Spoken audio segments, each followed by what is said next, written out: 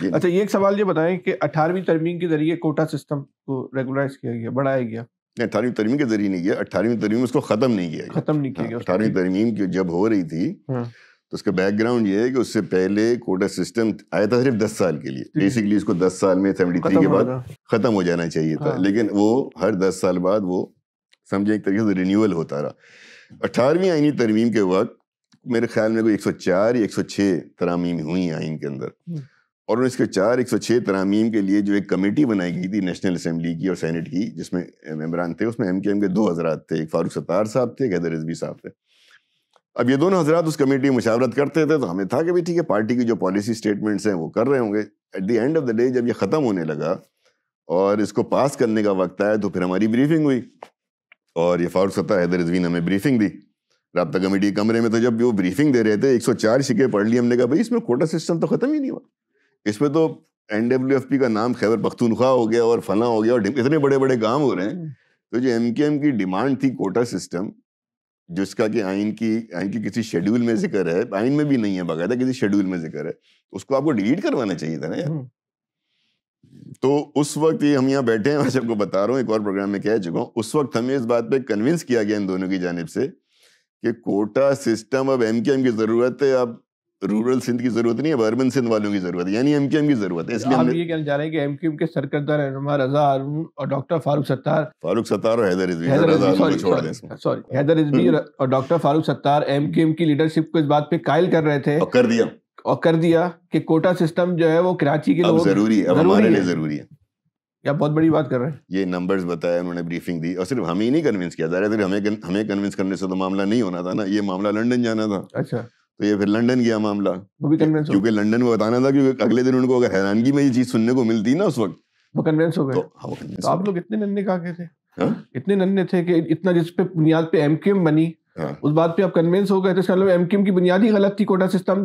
ہم کنوینس نہیں, ہم نے کہا لنڈن کو کنوینس کرو. اچھا, ننھا کہا تو وہاں تھا نا اس کو جس کا آپ بول رہے ہیں. اچھا, نہیں یہاں پہ لوگ بھی تو ہوئے نا. نہیں وہ کنوینس ہو گیا تھا, پھر نیچے کس نے نہیں کنوینس ہونا ہے. یہ لوگ کون تھے, یہ کس کے کہنے پہ کنوینس کرنے کی کوشش کر رہے تھے دونوں, ان کے پاس کس کے لکھا ہوا اسکرپٹ تھا؟ سر جو میرا خبر ہے, میں پھر نام نہیں لوں گا, ظاہر ہے کہ وہ ایک بڑی میٹنگ تھی, اس کے اندر مجھے ایسا لگتا ہے کہ ہمارے جو دو بھائی تھے یہ الٹا کنوینس ہو کر آ گئے. کہیں انہوں نے بات چھیڑی بھی ہوگی تو سامنے والے نے ایسا بولا کہ بھائی اس طرح تو یہ آپ کے فیور کی بات ہے, اگر اس کو ختم کر دو گے تو سارا میرٹ ہو جائے. ایسی ڈیل تو نہیں ہوئی تھی؟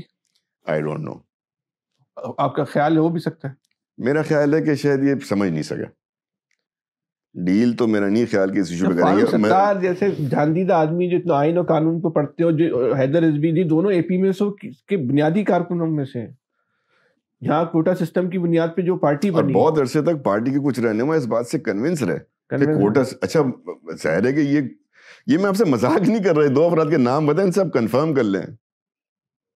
بہت عرصے تک پارٹی کے لوگ بعد میں بات کرتے رہے کہ ہاں یار یہ ہمارے لیے ضروری ہے. پھر زیادتی نہیں ہے کہ بعد میں الزام رحمان ملک پہ لگایا گیا کہ رحمان ملک نے جو ہے قائل کیا تھا. نہیں, یہ زیادتی ہے, یہ زیادتی ہے بالکل. رحمان ملک کا کوئی رول نہیں تھا لندن. رحمان ملک کا جو بھی رول ہو یار, آپ کا اپنا دماغ نہیں ہے اس معاملے پہ, نہیں تھا آپ کا دماغ نہیں ہے. آپ 2011-12 میں سیاست کر رہے ہیں, 87 سے جب 84 سے MKM بنائی ہے, 78 سے APM سے بنائی, یہی ڈیمانڈ ہے آپ کی, تو آپ کے اپنے دماغ کہاں چلا گیا؟ چلنے چلا گیا تھا. صحیح ہے کہ آپ کو چلو رحمان ملک تو اپنی پارٹی کا کام کر رہا ہوگا نا, وہ کیا برا کر رہا تھا؟ اگر اس آدمی نے کنونس کر دیا ہے تو پھر آپ کی یار اتنی بڑی سیاست پہ پھر توفی ہے یار. اس کا مطلب یہ ہوا کہ پاکستان کی جو لیڈرشپ تھی اس کی اتنی کیپیسٹی نہیں تھی, وہ قوم کے مسائل کو جو ہے وہ صحیح طرح. کیا مسئلہ لو, MKM کے کیا ڈیمانڈ تھے؟ کوٹا سسٹم نہیں, MKM جب بنی MKM میں کیا ڈیمانڈ؟ Quota system. اس سے بات ہی نہیں کیا آپ نے, اور کیا ڈیمانڈ تھا؟ MKM کیوں بنی تھی؟ مہاجروں کے ساتھ زیادتیاں ہو رہی تھی.